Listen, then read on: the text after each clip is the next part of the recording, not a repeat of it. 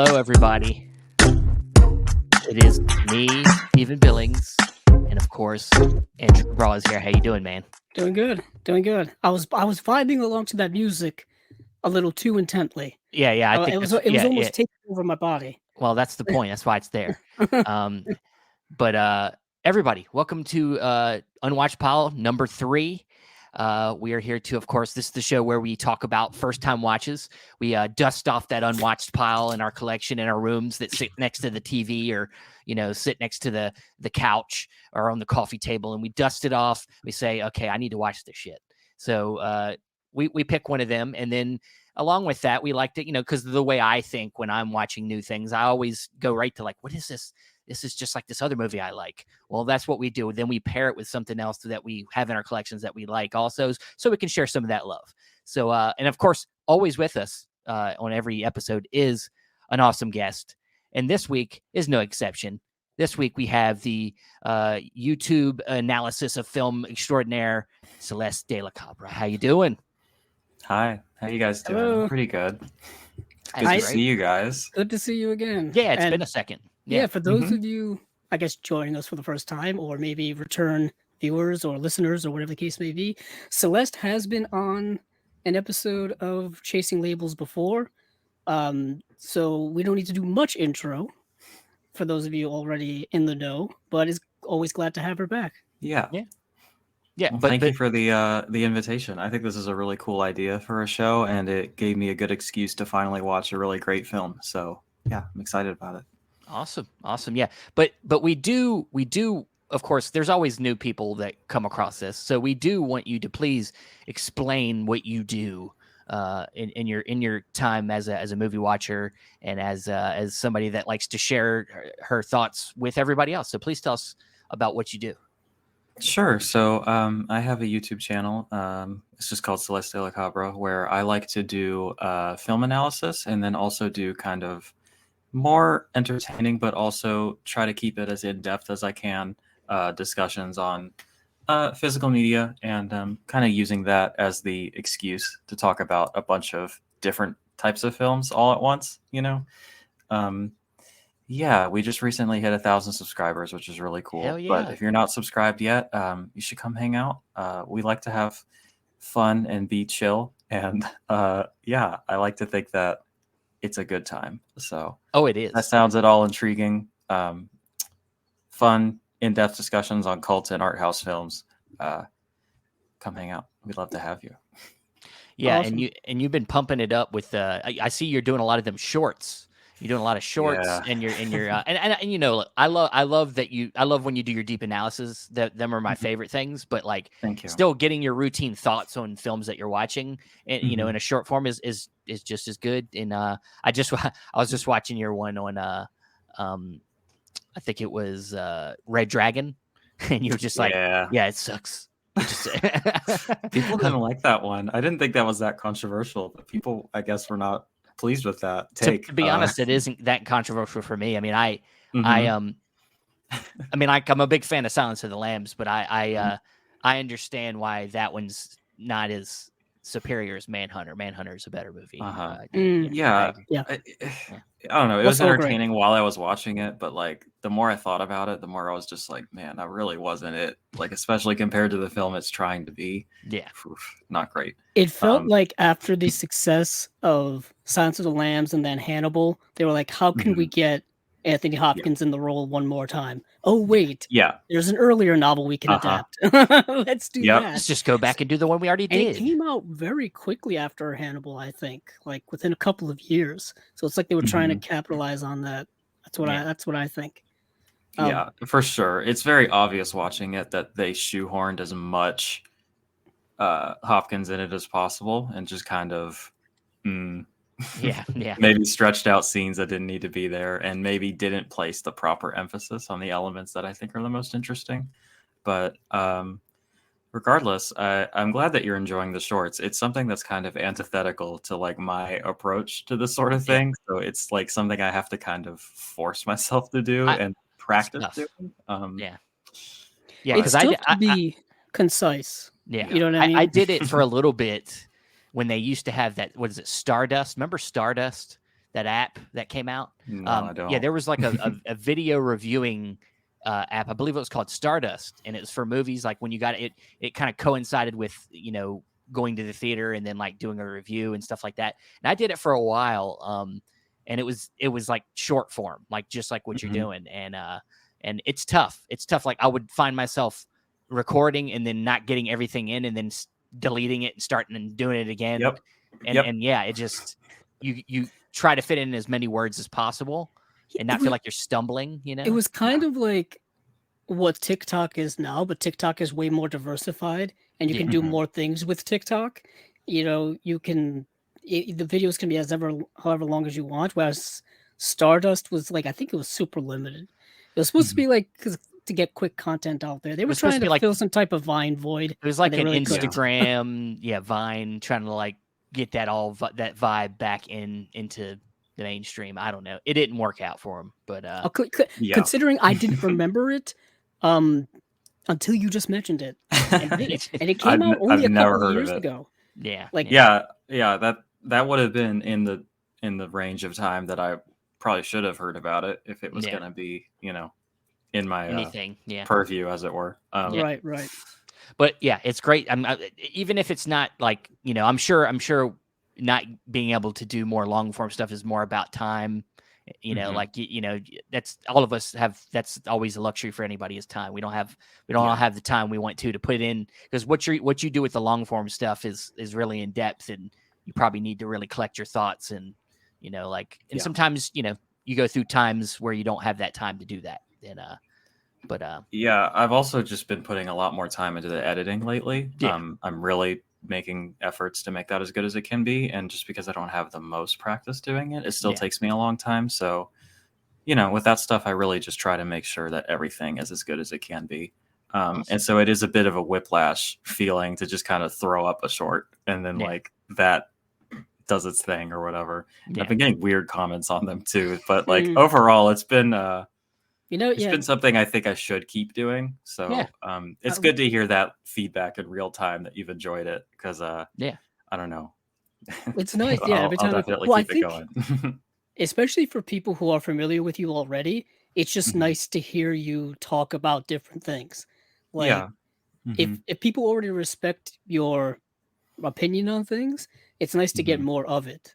I didn't know how you felt about Manhunter or Red Dragon or That's true. the Evil Dead film that came out forever ago that no one seems to reference because they kind of skip over it and stuff.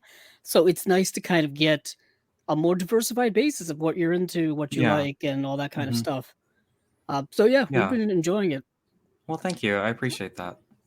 Well, some other people want to say hey. We, of course, got some people. We got a few people watching. We got Ronnie, who says, hey, everyone.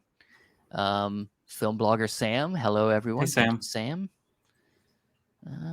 Celeste Thank Rolls. you. I appreciate that. I agree with that. Hello, everyone. Cool, Celeste. Hey. I tried. And that guy. Yeah. Ryan. He's just. We love Ryan. We love him, but he's just everywhere. Doesn't he take a break? I don't really know how he does it. I get, I'm starting to think he does so much more than I do. I'm starting to think it's like the Prestige. It's like the Prestige, and there's like multiple. Don't spoil it, Steven. Don't spoil it. I'm sorry. Oh shit! You're right. Damn. You meant shit. Wow. That is actually a solid theory. Now that you've brought it up. Yeah.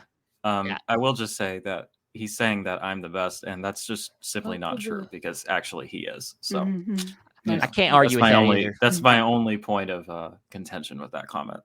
Yeah, Ryan's it's amazing what he does, and he does it really well. And I just top of the heap, that guy. So okay, let's get into what we do in this show. So like I said at the beginning, we all chose a first time watch, and what we're going to do is just kind of, I'm sure not everybody has seen it, what everybody's watching today, but, just kind of go through your feelings on the first time watch, maybe a little bit of a synopsis so people can know what the film's about.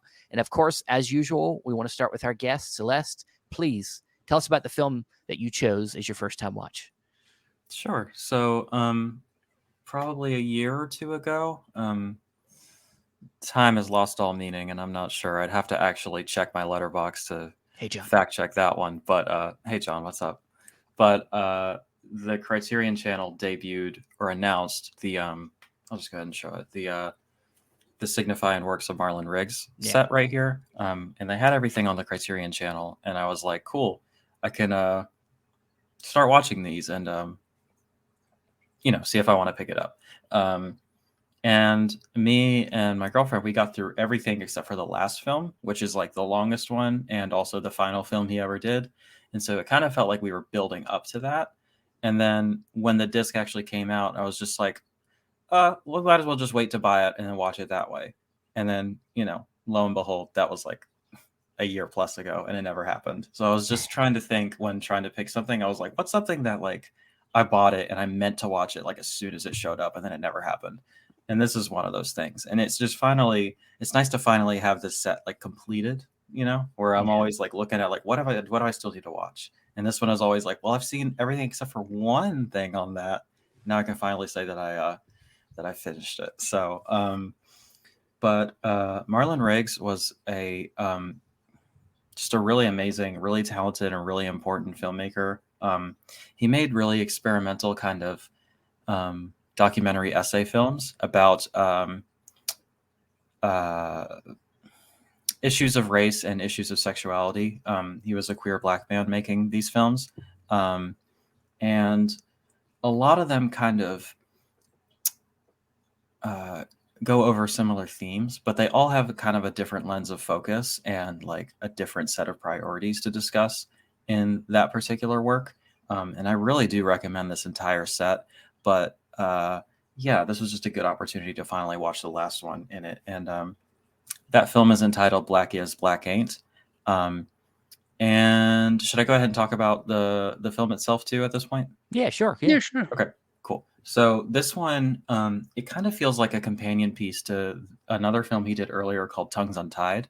That was a similar kind of feature-length experimental essay film about the intersection between Black identity and queer identity, but it was more so focusing on queer identity and how that the friction that comes from being a Black activist and being in more conservative Black circles and being an openly gay man.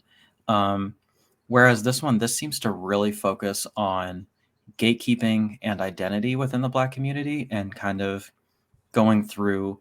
It's a really it's definitely experimental, but there's a lot of different perspectives kind of put together, including ones that he clearly doesn't agree with, but they're all there as like this kind of mural of the Black experience and different interpretations of what that means to each individual person. It's essentially kind of getting at this idea of being too Black, but also not being Black enough. And of course, the queerness and being a gay man definitely comes into that, because there's a lot of people that will say and do say on camera in this film that to be a gay Black man is to not be Black at all. And so this is all kind of under the context, and I don't think this is a spoiler because it's a documentary essay film. It's not really something you can spoil, but this was a film that was made on his deathbed as he was dying of AIDS and was actually completed posthumously by some people that he had entrusted, because he knew that this was kind of coming up and he didn't know if he'd be able to finish it. So it's very powerful. There's moments in it that are very funny and very human, but there's also moments that are very sad, of course. But I really just think that his personality shines through above like everything. Like the things he has to say are so poignant and so funny and so insightful. I also just love his voice. I love listening to him talk. And it really is just like a beautiful end to this career and to this set that was unfortunately, not the set, but his life and his career was unfortunately cut just, way too short. I guess that's as much as I can probably say about it in one go without, I guess, giving away too much, depriving you of the experience of watching it for yourself. If that sounds like something that interests you, I don't think you have to watch everything in here first. I think you can go straight to that if that subject matter in particular is more interesting to you. But I do really think it's worth the time to watch everything. And if you have to start with one and you want to be a little bit earlier, like you don't want to just cut right to the end, I think Tongues Untied is a really great starter on his style and the things he has to say. Yeah, just one of the most important filmmakers of all time, one of the most important Criterion releases of all time, and just great shit. Yeah, Awesome. pick this Yeah, up for sure. starting heavy with the important, one of the most important. I mean, like, yeah, I mean, you bring a Criterion out, we know it's going to be heavy. Yeah, anyway. cultural. I mean, that's kind of what they do. You know, Yeah. culturally significant Yeah. works, I think, is their main thing. And I remember when that release was announced. I think it was announced early on in just the existence of Chasing Labels, because I think it came out June of 2021 was when it was released, and I got it at that July Barnes and Noble sale of that year. And it was interesting because it was in like a separate section. Like it wasn't where the main movies were at my local Barnes and Noble. It was like hiding somewhere, and I found it, and I'm like, it was a blind buy at the time, and it was a blind buy for me when it was announced. And it's a really nice, you know, collection of really his entire work. I believe it's everything. Yeah. Yeah, and I believe you probably get a whole portrait of, like, kind of like Celeste was saying, what he was all about, his activism, who he was as a person, and what he poured into those films of himself. Yeah, the Yeah, I like Digipack release, I really like that. The Lots disc of is still artwork. on my player, unfortunately, but okay. you can kind of It's see like, wait, it's there's something it's missing something. text. That's I may have to check mine to see if mine's still in. No, I got it. Yeah. I got it. Yeah, it's a nice Digipack release and everything, which is cool. Very nice, and it's got 2 discs like Celeste just showed off, and it's a nice release. Now we always kind of deride Criterion a little bit for not having much extra features or not or re-releasing things, but over the last couple of years they put out some great original stuff, and that's one of them, I think.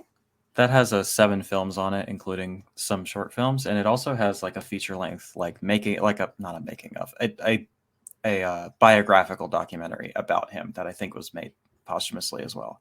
I haven't watched that yet. It's next on the docket now that I finally finished the proper works in the set. But yeah, it's a pretty stacked edition, so very cool. Yeah, there's something about when you can get a set of essentially a filmmaker's whole career, what that can do, and when it's small That's like that, so good. Yeah. It's so good, and it's so as a collector, it feels good to have it. You know, like I think of things like the Al Adamson set, or just Agnes even Varda. Yeah, Agnes Varda. You have the Michael J. Murphy set that Indicator put out. Like that's essentially all his movies, even things that basically didn't exist. Like I think that's just such a gift. It's so cool. I recently got the Lucas Moodysson set while he's still making films. At least it's up to relevant currency. You know what I mean? So at least you have a chunk of someone's career up until almost modern time. Is that Andy Milligan's set 100% complete? Because it even has like the surviving elements of like the Lost films, which is very cool. I'm not done going through that whole thing yet, but it is extensive. I think it's pretty close to complete. I'm not sure if it's everything, but it's pretty close. Very different vibe, but another queer filmmaker, so kind of related. Yeah, it's just like I honestly, for me, I mean, I know when it comes to like watching somebody's filmography, some people like to do. I know Andrew, I know you like watching things chronologically. You like watching things from the beginning leading up to the end. But there is something that would be interesting about watching their last film as the first movie you watched, to kind of see where they ended up and then go back. Well, especially with something like this, it's kind of like they're all documentaries, and it's not like there's anything particularly linear in terms of story or anything like that. So you really can jump in anywhere, and I think you'll get the idea. But the way I did it was chronologically, and that I thought was illuminating. So I was just gonna say, I was hoping that Criterion would do that with another queer filmmaker, and Cheryl Dunye, where they're putting out the Watermelon Woman.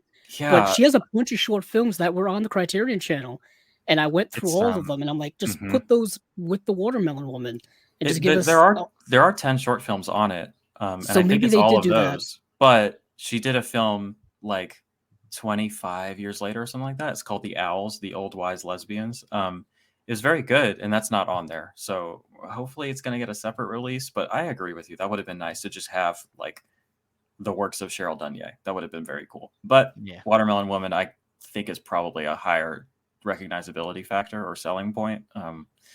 Regardless, I'm excited it's coming out. But hopefully they'll finish that up with a second release, you know? Yeah. That's a good point. Ronnie says Ethnic Notions and Color Adjustment are the other great films in that set. You all agree good, with? honestly. Yeah. Yeah.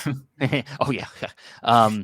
But no, it's you know, you were describing the movie. It made me think, you know, what's his name? The director of Moonlight had to have watched Barry Jenkins. Barry Jenkins. You know, like you described it, like, you know, being too black or being not black, and you know, like that whole thing, like that character in that film's, you know, of course, discovering his queerness and like dealing with different, you know, going through different things in 3 different acts of his life. Yeah. And like, I felt like that's part of the struggle in that film, is that him trying to be like, you know, like when he, it's that difficult intersection of identity that people have to go through, especially in more conservative communities. What a great film that is. I really hope I love that movie. Somebody, I mean, I know it has a 4K and everything, but I feel like somebody should put out like a really deluxe edition of that or something, you know? Ironically, you mentioned Barry Jenkins. His first film is coming out on Criterion this week, actually. I think it's today, right? It yeah, came out today. Actually it's today. Yeah. I saw them promoting that on their social media, so coincidentally. Yeah. I mean, he's already in the collection, so it could happen some point. Yeah, Medicine for Melancholy, filmed by Barry Jenkins.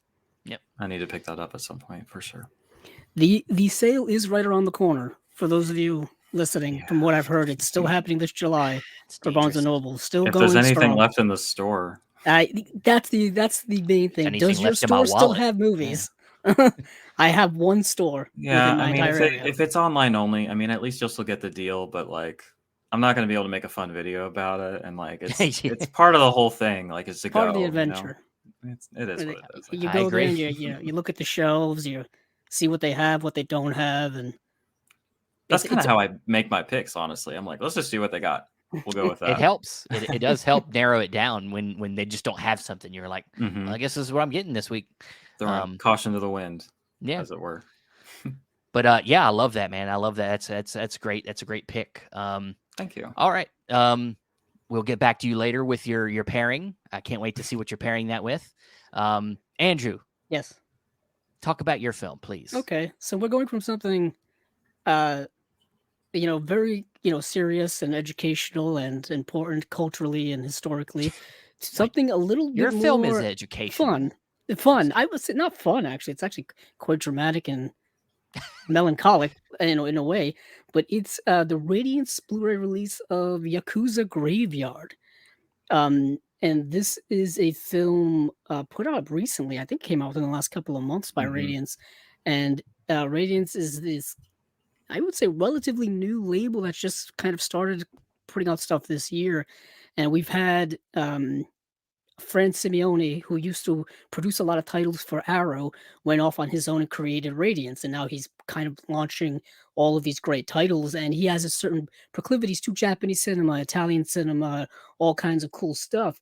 And this is Yakuza Graveyard. And the main premise of this film is that it is essentially a 1970s Japanese gangster film, but it's also Japanese, like, gangsters versus cops type of film. And there was a whole like string of these films in the 1970s. This is directed by Kinji Fukasaku, who did that series of films. I'm going to probably butcher this. Battles Without Honor and Humanity. Yeah, Without Honor and Humanity. He did 7 of those movies, I think. He was responsible, I think, for the first 7 of those. And Arrow put out a box set of those a few years ago. That box set is out of print, but you can still buy them individually. Yeah. Or you can buy like the trilogy set of like the first 3 films, and you got to get the rest individually. It's a whole big thing. But anywho, him having made those movies, which is essentially like, cops versus the gangsters, also known as the Yakuza, this film fits right along in it. He actually made this movie, I think, right after he had done those films. So if you're familiar with his work from there, this one will kind of fit thematically right with it. So this film centers around a police officer who had killed a yakuza boss a couple of years ago, and then was relegated to kind of maybe like desk work or something just menial within the law enforcement area. But now he's been brought back to the forefront to kind of be on the front lines of, uh, arresting yakuza members and dealing with organized crime and stuff like that. The main issue is that he is very serious about his job. He's very forthright about it. He wants to go after these people. But not a big surprise, the Yakuza or one of the Yakuza families and the police have kind of a buddy-buddy relationship, have kind of deals going on in which, I do something for you, you do something for me. Police corruption, law enforcement corruption, which is an age-old thing. And he's kind of caught in the middle of all of that, and he's caught in the middle because he wants to do the right stuff, but his superiors won't let him do it. He butts heads with them. He butts heads with yakuza members, but there's also a faction or a family within the yakuza that want to bring him in to have him on their side and kind of have a man on the inside and stuff like that while they are at war with this other yakuza family. So lots of complications ensue, lots of people just in and around his area of orbit. And plus, he also has a romantic entanglement as well with someone connected to not only his previous um, dealings with the Yakuza or with the organized crime, but the current organized crime stuff going on. So it gets very complicated, very dirty, very messy, but it's a really, really entertaining movie. Great action sequences that happen throughout the film, chase sequences, stuff like that. Really gritty gangster stuff going on in here. But overall, it's actually a very effective drama, I think. So this is a really, really good release. Radiance is really putting a lot into their special features and stuff like that, new special features. There is just a couple on here, but they're worthwhile. First, there's a 15-minute or so interview with another director, Kazuya Shirahashi, who discusses Kinji Fukasaku and kind of really discusses more so not this film, but like his career in general and how it influenced him as a film lover, as a fellow director, and kind of going into a lot of the cultural stuff that was going on in Japan in the 1960s and in the 1970s that influenced a lot of these movies that were around at the time. Another one here is there's about a 12-minute visual essay by Tom Mess that concentrates on the collaboration between Kinji Fukasaku and Meiko Kaji. Meiko Kaji plays one of the main characters of this film. It's one of the characters that our main protagonist gets involved with romantically, and she may be familiar to people because she was Lady Snowblood in Lady Snowblood. So that immediately caught me like, wow, I didn't even realize that. But apparently they had collaborated on several films. So that video essay goes into her career as well as her collaboration with Fukasaku. Very interesting things. Stuff in Japanese cinema of that time that I didn't know of. My area of Japanese cinema, Japanese love goes back to more of Kurosawa, Ozu, older stuff like post-war Japan, and this is more dealing with like post-war Japan, 60s, 70s stuff, which is a lot of that area of that cinema that I haven't gotten into yet. So this is me kind of going through for the first time, really. But yeah, it's a really solid release. Opening it up here, you get a booklet. His front, his back, All the and you get Radiance editions I have are so beautiful. yeah, They're they just really like are. they're like feels like actively trying to one up Criterion on their presentation because it's the exact same cases, but they get a nice chunkier booklet and reversible art and everything. Yeah, I was It's just gonna just say kind the of like reversible art, I believe, is the original poster. Pretty sure that's what that is. And then when we get the first box set, that'll be the real test. Like, let's see how Oh, that yeah. Coming first next box month, set. right, Yeah, Steven? yeah, I Oh, I bet believe it'll be that nice. Nero set's coming Yeah. next month. Yeah, so John Peter says a key late Kenji film. She would retire as a couple of years after this was a focus on music and politics. Hmm. But Yeah, that's of course I'm all caught up on Radiance. I just need to watch some of them. Um, yeah, I'm no not. problem. I'm slowly catching up. I always say I wanted to be caught up, but I'm slowly making Yeah, my way there. I I did actually too, but they're off to the races, and They they are. left me behind. So I have probably 4 or 5, and I haven't watched any of them yet. So I Yeah, need to do that first, it's definitely probably. going to be a future unwatched pile. We'll be Mm, throwing in well, some of these, yeah, but that is the reason kind of why I chose it is also because it's sitting on the pile of Radiance that's starting to get up there, and I'm like, maybe yeah, I should start watching some of these. yeah, So hmm we have unwatched pile coming up. There you go. yeah. We got to start. I guess we gotta have to uptick the unwatched pile shows so we can catch up quicker. But Well, maybe we should make it like a 5 film sort of gauntlet. oh god, IFG. maybe we'll do that on Pick the a the week I have nothing quin else going on. the quintuple feature. Oh, Did I maybe use the when right we word get to there? I don't like know. unwatched pile number 10 or Oh something. god, You know what I mean? that's close. It's like I the know. end of the. I'm just thinking of It's like the Christmas time. what's an important number, and I'm like, Yeah. oh, 10. We'll just keep going one at 10. a time. That's the best way. Um, but all right. Well, awesome, man. So I'm gonna go back to Criterion. It heads us back over to Nice. Here we Criterion go. with my release, and I feel like there's just like I'm trying to hit the big ones for me. Like Yeah. I'm looking Mhm. at my collection and I'm like, Yeah. what are some of the big ones that I own that I just haven't gotten around to yet? And this Yeah. was one I was like, I'm a big noir fan. I need to watch this shit. So I pulled out Sweet Smell of Success, one that is kind of, I feel like I hear from people all the time about being one of the great noirs. Of course, starring Tony Curtis, Burt Lancaster, and I'm a huge Burt Lancaster fan.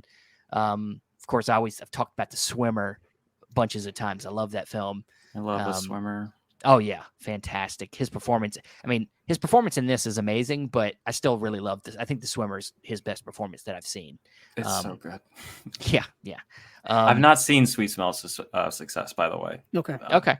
So Well, I won't spoil it like I spoil everything. I won't spoil it for you, but do my best here.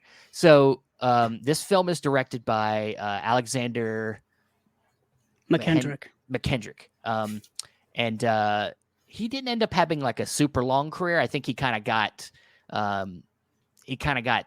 sick of the whole thing. I think of it, and then he became a teacher over at Cal Arts. Which, if you look on the features in this, one of the features is with James Mangold, the director who was mentored by him when he went to school there. So that's a nice feature on here. But he directed this film, and this film was produced by Burt Lancaster's production company at the time, which eventually I don't think lasted very long. But so initially, and I think Andrew, you probably know this. Initially, Burt Lancaster was not going to be starring in this movie. Initially, they were looking at somebody called Orson Welles to play his role. Just a Would have- little name. Would have been pretty interesting if you've seen this movie because I think he would have fit really well in that role. But Because Burt Lancaster has a smaller-ish but vital role in the film. yeah, he plays J.J. Hunsaker Hunsaker, and he plays this columnist who's, I guess in today's words, is an influencer. He's somebody that people really listen to, of course, in the newspaper, and he's just a very popular opinion out there that people use him as a way of getting their name out there. And Tony Curtis plays this publicist that's essentially what he's doing. He's got a lot of clients. He's trying to get their name out there, and he uses Burt Lancaster's character as a way to do that. So he's kind of willing to do shit that is morally questionable to kind of get that done. And so when this film starts, Tony Curtis is doing that thing. He's trying to sell some of his clients, and then he goes to see Burt Lancaster's character, and they have this deal that didn't work out in the past that's still kind of hanging over their heads. And it's that Burt Lancaster's sister is dating this jazz musician that he just hates. And so he wants to split them up. He wants to get his sister away from this guy. And so he's hiring Tony Curtis to get him out of here, get him, get her to break up with him, or get him to whatever he's got to do, whatever thing he has to do to get it to happen, get it done. And so this film kind of delves deep into this kind of scummy world of journalism, this is that kind of genre, that journalism genre, where people lie about things, people plant things on people talk to it. This is a very talky film. But the atmosphere and the way this film shot in New York, which apparently at the time was kind of not a big thing yet. Like people didn't actually shoot on the streets of New York very often. So they actually did that in this film, and you can tell they look up at the city. You really get that vibe that it's really, things are really happening. It's just beautifully shot, beautifully, even though it's talky, beautifully paced.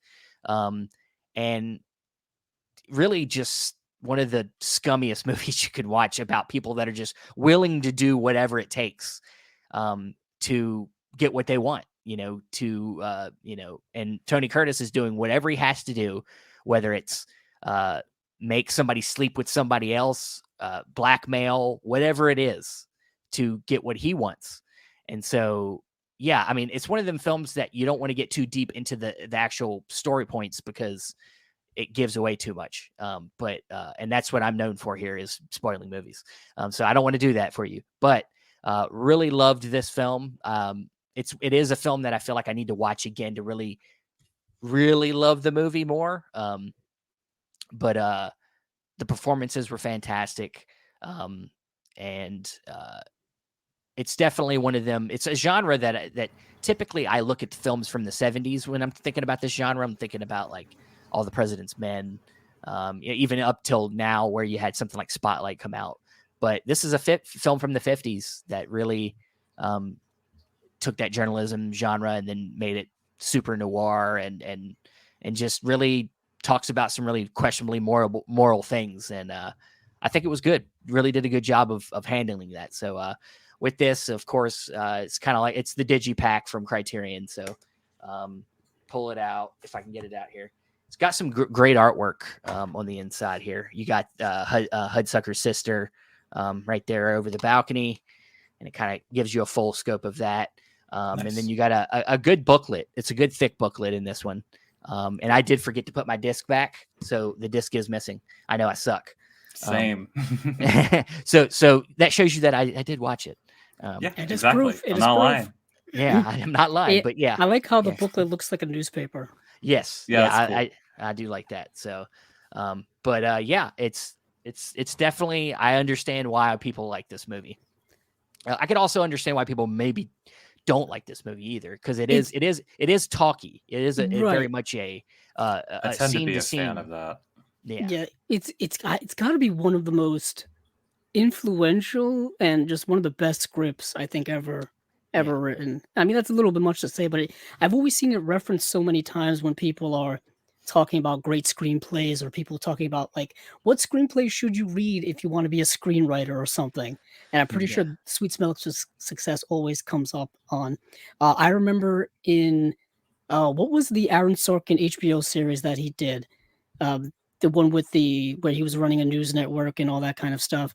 They even mentioned it in that, so you know that Aaron Sorkin is obviously a big fan of it, and it's so it's kind of very influential on modern day screenwriters. That's kind of what I'm saying about it, and it's a fantastic film, and it's a film noir that is interesting. It's a late era film noir. You know, it came out in 1957, which is much later than the usual 1940s stuff that we've seen. And what makes it noir is kind of like, the series I was talking about is The Newsroom. That's what it was. I was going to say, Ronnie had it. Yeah, the news. I was saying, yeah, thank you. I was thinking network for some reason, but I'm like, it's network, but it's not quite network. It's a Newsroom. That's another great screenplay is Network. That's Paddy Chayefsky's Network. It's another great screenplay that everyone should read. But like I said, it's a late film noir from 57, and it's not dealing with usual, like, it's not a police detective story. It's not dealing with a murder mystery. You know, there's not quite a femme fatale in it, but there are morally great characters. You know, you're not supposed to root for really anyone in the movie. I don't know who you'd be rooting for.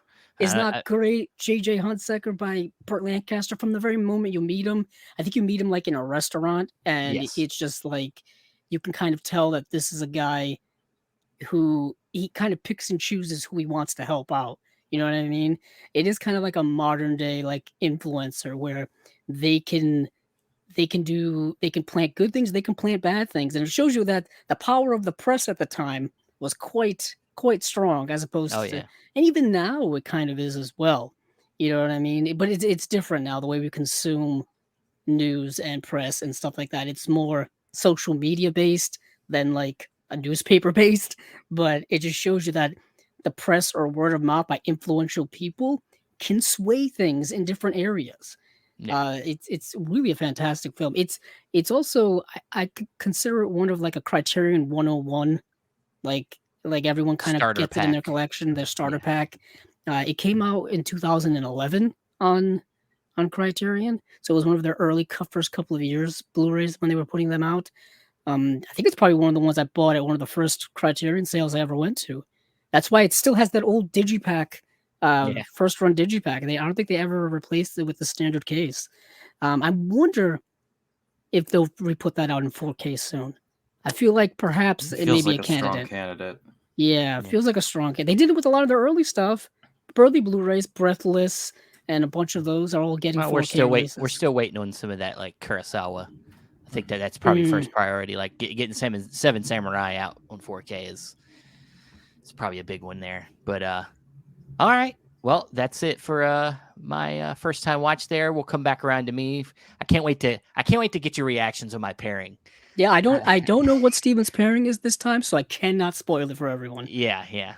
I don't think you could have guessed my pairing. I don't think. Mm, I don't think so, but we'll see. challenge. We'll see. We'll Sounds see. like a I'm challenge. not saying I want you to start naming films, but let's Let me just list them off. yeah, but all right, Celeste, please tell us what you what's a good double feature for this?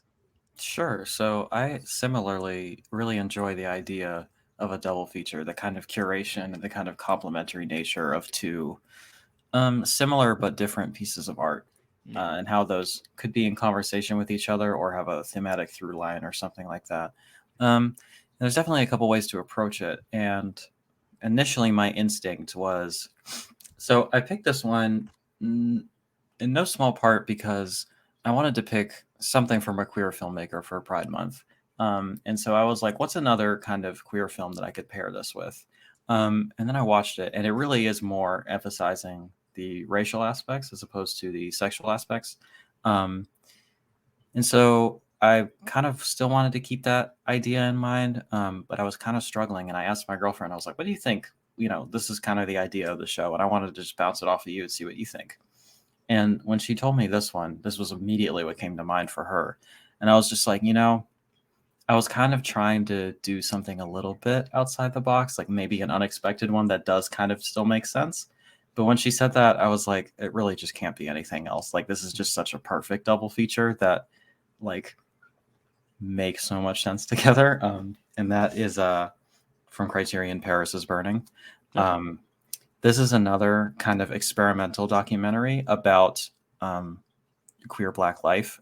This one is not exclusively focused on Black queer people. There are definitely plenty of white queer people in here too that are kind of highlighted, but it's definitely a Black subculture that is being explored, and in similar styles from marginalized filmmakers. And they're both just really, really powerful films. This is one that I actually prefer. This is one of the most emotionally impactful films I've ever seen, like documentary or otherwise. This is one that I think is kind of like should be required viewing for like a film school course or just a film 101. Like anything about documentaries, like this should be among the ones that you watch first. It's one that I think will really, especially in the current cultural moment that we're living in, it feels like our empathy is running low, and this is the kind of thing that could maybe jumpstart that for a lot of people.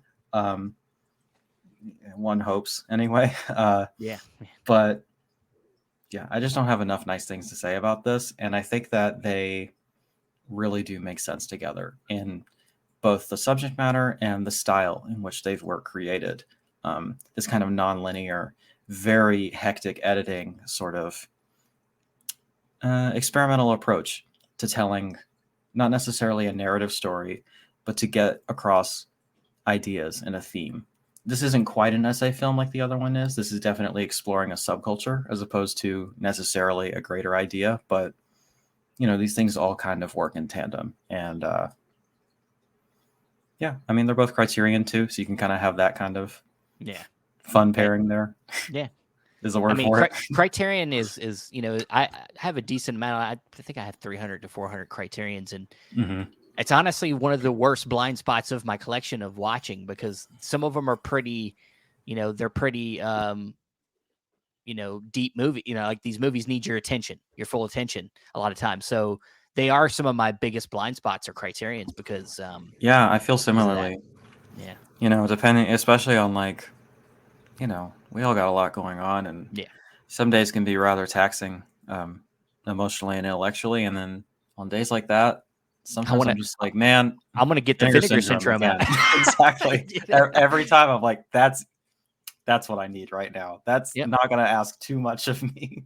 I'm going to get that vinegar syndrome out, or I'm going to get that one of them Severin, you know. Yeah, I mean, I'm going to my trashy stuff. Yeah. But yeah, I mean, I'm with. I mean, them are you know, documentaries are always something that I always seem, whenever I get to watching documentary stuff, I always find myself like feeling really rewarded for watching a good documentary, and I just don't watch enough of them. Like it kills me. Like they don't get the same exposure or love as a narrative film. I think so too, especially on physical media. A lot of them are kind of treated as disposable, but I think a lot of them are just kind of this sort of lazy talking head, like standard in its editing and presentation kind of thing. And these are films that are just not that at all. Like these are very, very creative, artistic, like pieces of art that also are just happen to be nonfiction and happen to be informative on, you know, different subjects. Yeah, very much so. We on our most recent episode of Chasing Labels, we talked about the September releases from Criterion, coincidentally, and Moon Age Daydream.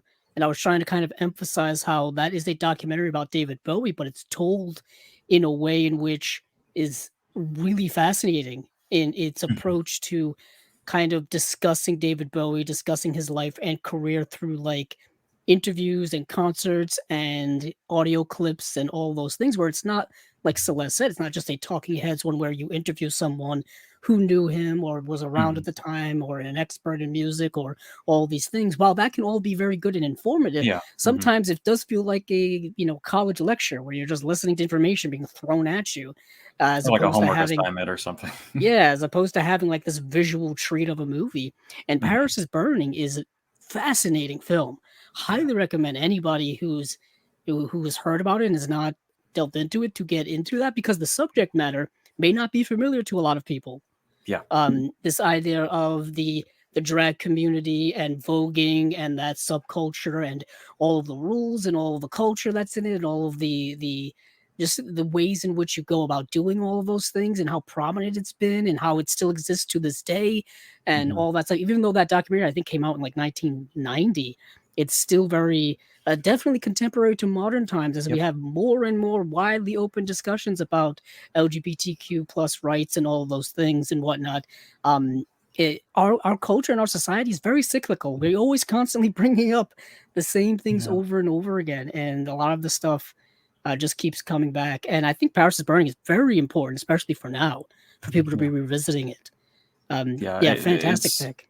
Thank you. It's one that I think could use a bit of a, like, it's already, like, I think if you're in the know, you know about it, and like it's, you know, an important and very acclaimed film, but I think it's one that could use, I don't know, somebody trendy talking about it to get it like really in the cultural zeitgeist, as it were. Like I think this is one that needs more eyes on it. And it's not easy watching, but it's still fun most of the time. Like you can't help but be kind of enraptured in the vibes and the kind of mood and the energy of this film. And even though parts of it are hard, like it kind of comes with the territory. And it's short too. I'll give it that. Like it's not going to ask too much of your time, at least, but it will of your attention and your emotions. But pretty brief runtime, I think. Let me see. Yeah, 118. 76 minutes. Yeah.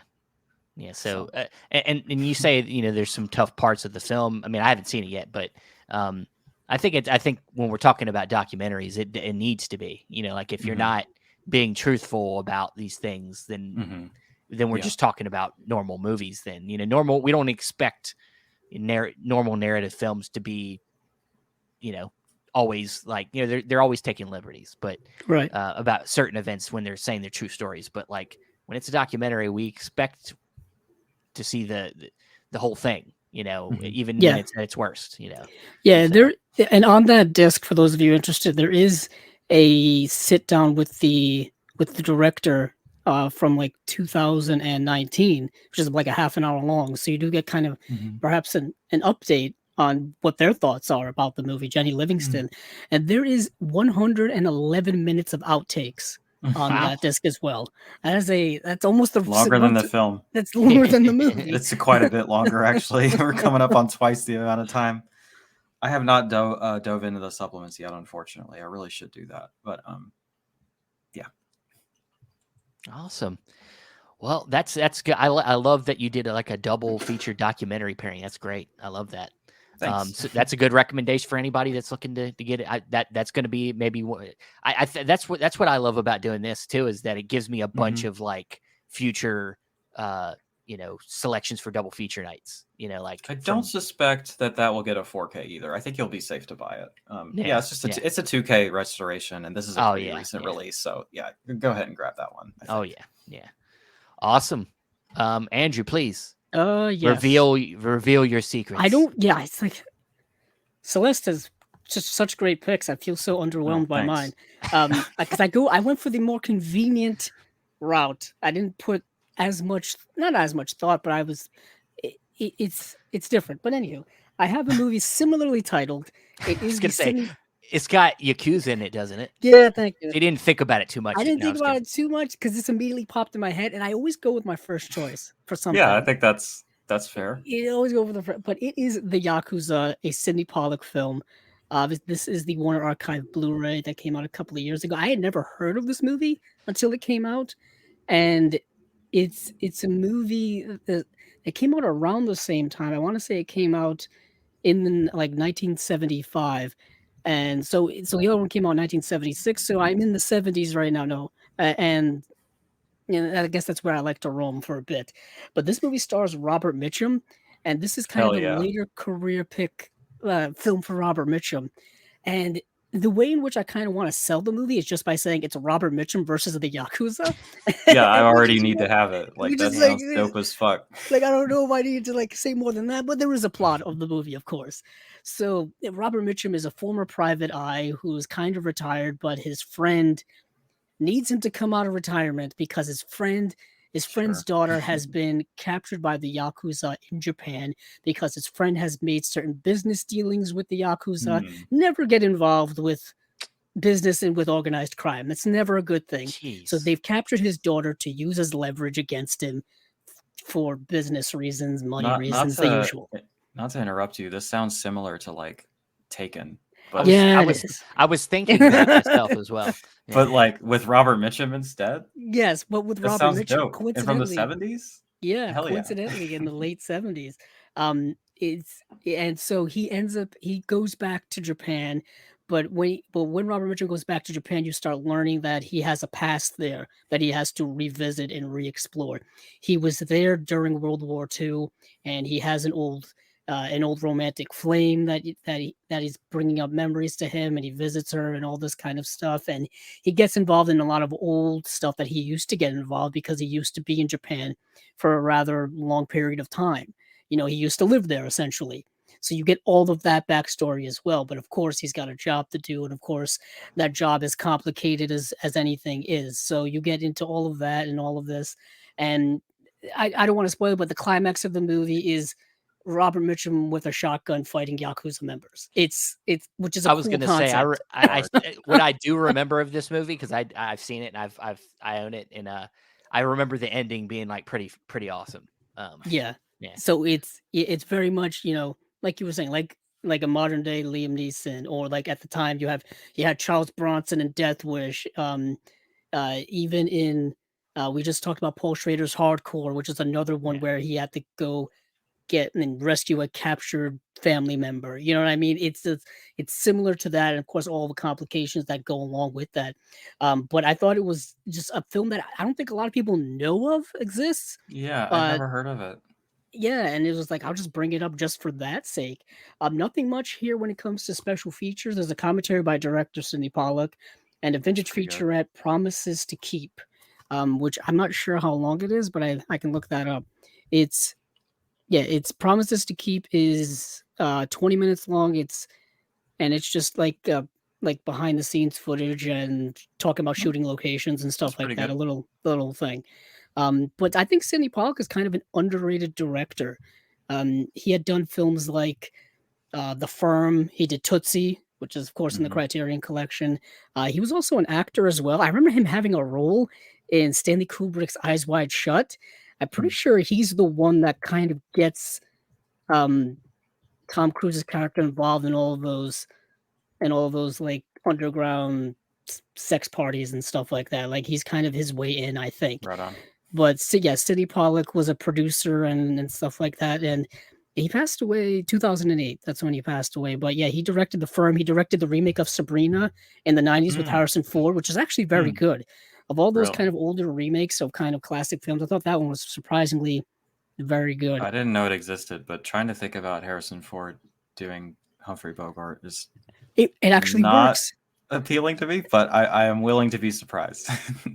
I'd honestly say give it a watch because it works. It works. I don't know how it I works, love but the it works. original. I love it. I do love the original as well. I was just talking about Audrey Hepburn the other day, as I often are.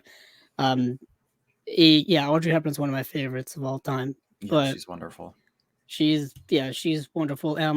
Coincidentally, Sidney Pollack does have an uncredited director's credit for The Swimmer, which I find to be fascinating because we just brought that up. Strange. That is strange. He also directed Jeremiah Johnson, The Way We Were. Well, it isn't strange because when Burt Lancaster's involved in a movie, he like tends to take over the movie. So there could have been like some director clashing that caused him I think if I remember listening to the commentary, I think the director didn't finish directing the movie, and Really? maybe Pollock actually Came in and finished it. finished a couple scenes or Yeah, something. but the way the maybe. That's DGA works interesting. is Yeah. if you don't direct like I don't know, certain portion, 75% of the movie or something like that, you don't get the credit for it. Yeah. I think that happened a few years ago when Ron Howard had to take over Solo, and I'm pretty sure he ended up redirecting that whole movie, and then they gave him credit for it, as well as. I mean, Justice League, yeah. Whedon didn't quite direct enough, and it still was a Zack Snyder movie. Apparently. Which, when you look at the actual cut of Justice League, the Zack Snyder one, and the one that came out, they're like nearly completely different movies for the most part. Yeah. But that's just a different story for a different time. But this is the I Yakuza wouldn't know, in unfortunately. usual kind of plain fashion. Yeah. But the main thing with Warner Archive release, I think we've mentioned a million times, is that they always look really, really good. That seems to be their thing. Yeah, it's about getting those deep cuts and good quality on accessible releases. Yeah, I'm pretty sure it was like maybe it's a new scan. Not sure if it was 4K. Actually, it may have been. I think it was at 2K. But either way, it still looks absolutely fantastic. And I really like kind of the late era Robert Mitchum stuff. Like he was like, he did like a version of The Big Sleep in the 70s as well, where he's once again a Humphrey Bogart character that's getting redone. And he also did another Philip Marlowe version, but it was interesting because one was set in the 40s, but one was set in the 70s, and he was playing the same character. Kind of didn't make any sense, but it was just different adaptations of Philip Marlowe stories. But yeah, that's my pick is the Yakuza, just simply the Yakuza. I'll watch Robert Mitchum in literally anything, so I will keep an eye out on that for whenever Amazon does their random Warner Archive deals, because they just kind of those prices go up and down every day. Like they change every day. Like the other day I saw one that was $10, and then the next day it went up to $13. Yeah, you'll just get a random like $8, $10 one, and you just kind of wait for it, you know. Yeah, just keep your eyeballs peeled for any Warner Archive stuff. John Peters says that you could have done Tokyo Drifter, or maybe Wandering Ginza Butterfly. What is interesting is I was thinking of doing I was just today. I was thinking of doing something that had to do with police corruption because the Yakuza graveyard Hmm. has a lot of, a lot of the film is about police corruption. So I was thinking Serpico. I was even thinking Prince of the City, which I just got. Something dealing with like police corruption. But I went with my first pick with the Yakuza. Awesome. Ronnie also said Sidney Pollack also played Will's father in Will and Grace. Nice. Yeah, he did a lot of acting. Yeah. Awesome. All right. Let me I can't wait to see the reaction on this. Yeah. What is this reveal? Oh man. So I'm either gonna get chastised or people are gonna really love my pick. I don't know. Maybe it'll be a mix. I don't know. But so when I thought about this, and it's tough when you're first watching a first movie, you're really taking it in and you're trying to figure out what elements of it, did you absorb and what really sits with you and what would you pair that with them things that you soaked in. And, I focused a lot on the relationship between Tony Curtis and Burt Lancaster, like that relationship and that kind of, corruption within that industry kind of to me was what I kind of focused on when it came to pairing it with something else. And, there's a lot of things you can go straight to, like a Citizen Kane would be a great pairing.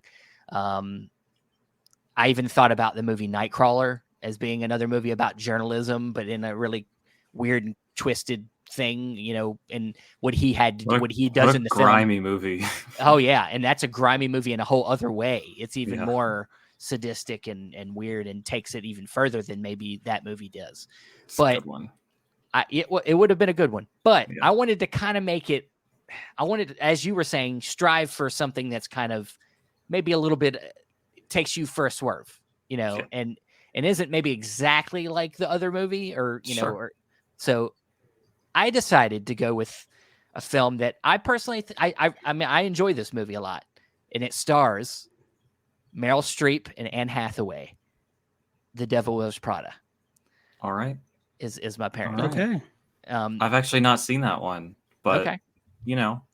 I'm down for the oddball pairings. So at the I core think of that this, sounds fun. Yeah. Well, so if you haven't seen The Devil Wears Prada, it's essentially about Anne Hathaway, who is this aspiring writer. She wants to write about important things, but she gets this opportunity with this job for this fashion icon, in the industry, this fashion designer played by Meryl Streep.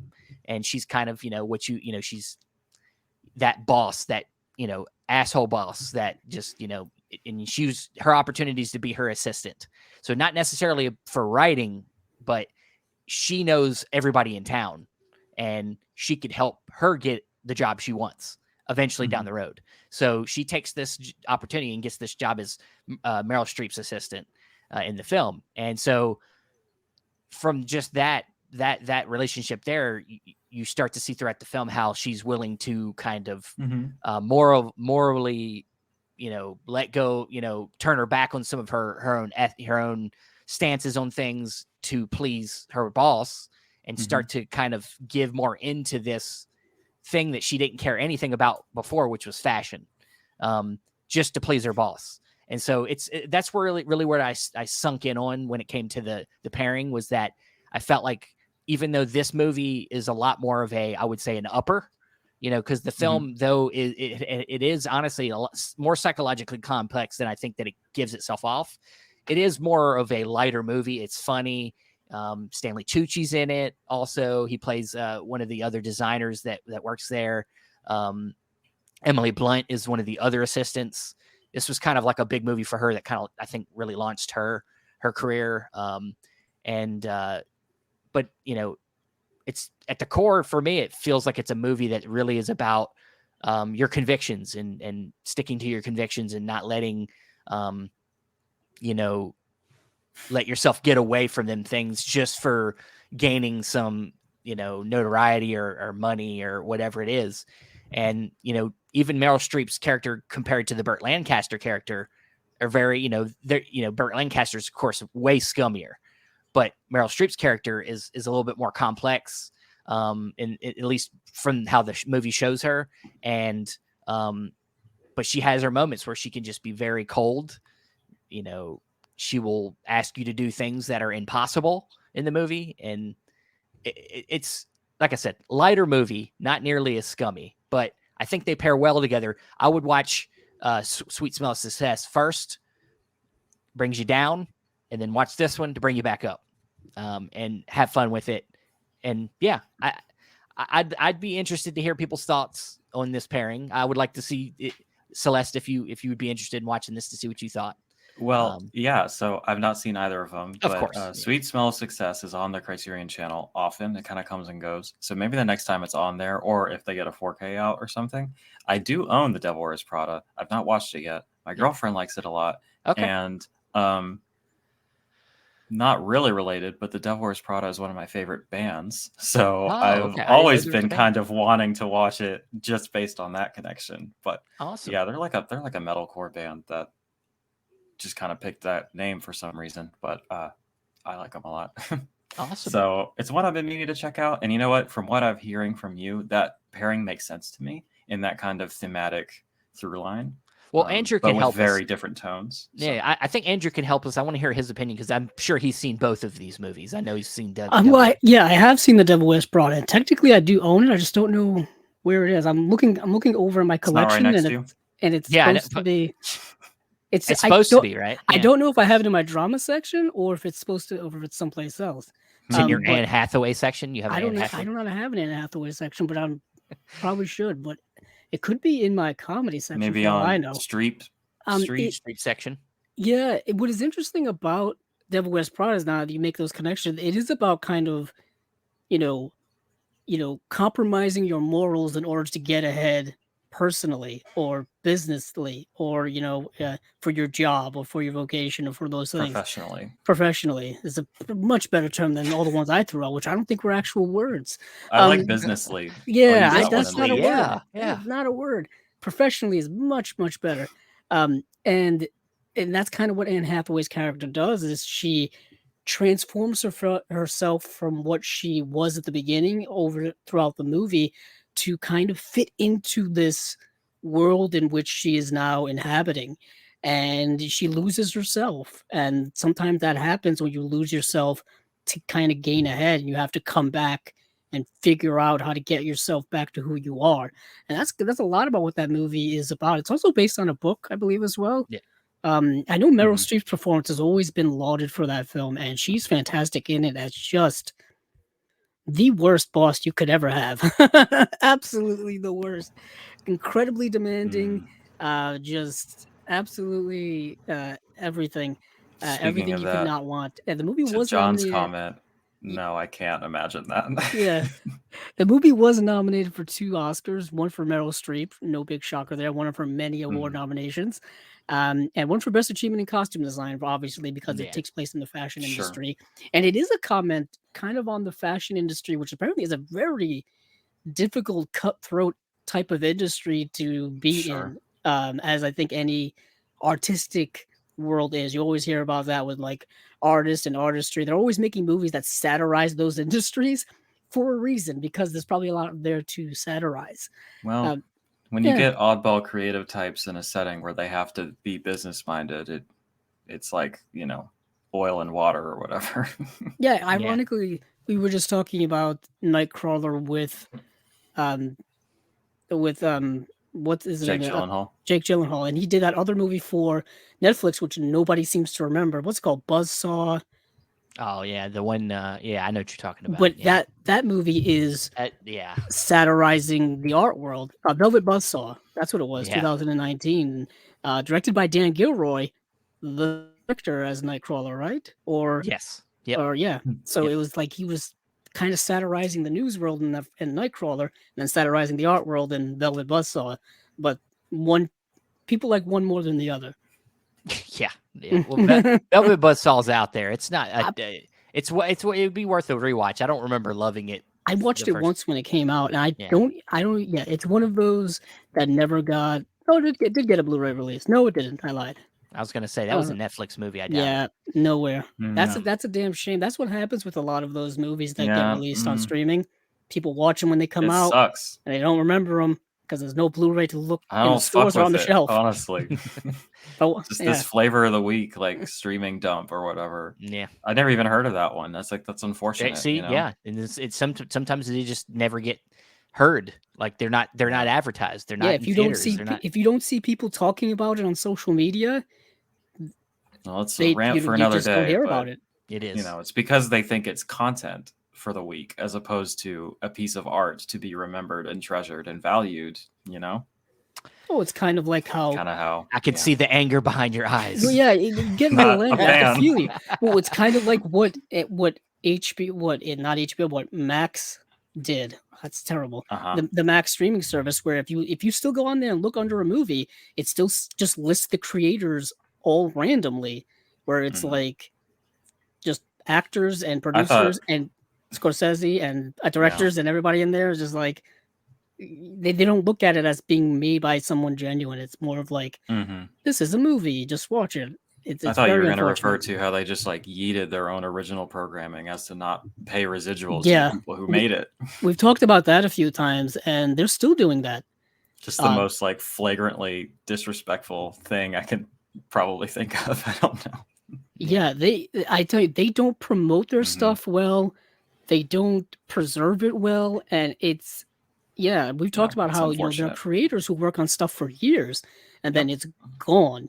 Yeah. And not only is it gone, they don't make any more money off of it. They don't make any. They can't get jobs from it anymore because nobody's talking about it. It's What John incredibly said interesting. exactly. Yeah, I think that's why we're seeing the strikes happening now with writers. I think they've had enough. Like they're not getting paid for it or like really being valued at all because it's just like a disposable thing. Yeah, we talked a little bit recently about AI and how that's now playing into things. That's a can of worms. Very interesting. Chat GTP. We talked a lot about censorship as well. Needs Netflix. We talked a lot about what just happened with the French Connection. So for those of you who have your French Connection Blu-rays or DVDs, hold on to them. Hold on to them for dear life. But that's it. That's it for this Unwatched Pile. Celeste, thank you for sharing us another great double feature for everybody to delve into. If you're ever hard up for a guest again, there's no shortage of films in my collection that I have neglected, and I'd be happy to talk about. So we would love to help you. We would, yeah. That's what I look each at. other. Yeah, us doing this is about helping ourselves and helping our guests dust off that unwatched pile, get some stuff. Looking at your shelf and being like, I've watched that. That make you feel good about your shelves, and that's the point of this, man. I wish we could do more. It's a drop in the bucket for me. Yeah, there you go. Because it's bad, but it's an accomplishment, and you got to take the wins where we get them, right? We do. One day at a time, guys. One day at a time. Yeah. Celeste, please tell everybody where you can be found, where are the best places to watch your videos, and contact with you. Sure. So you can find me on YouTube and Instagram at Celeste de la Cabra. If I've done something right, you should be able to search those words and it should show up. You can follow me along on Letterboxd at Inhuman Ecstasy. Oh, and I am also on TikTok at Celeste de la Cabra for those aforementioned short form videos, although those pop up on Instagram and YouTube as well, because they encourage recycling content like that, which I guess works for me. So you can find them any of those places. Awesome. Fantastic. And of course, here, please subscribe to this channel at Chasing Labels if you like what you see. And this will also have an audio version here in the next couple of days. If you didn't get a chance to, or you don't have time to hop on YouTube, there will be audio version coming soon. And of course, every week Chasing Labels has got something new to talk about, new releases. We try to, we'll be slowing down on the interviews just a tad, just because we need a little bit of a break. But there will always be something for you guys to listen to. So everybody, thanks again for coming and listening to us. And hey, dust off that, watch some shit. Yeah. God.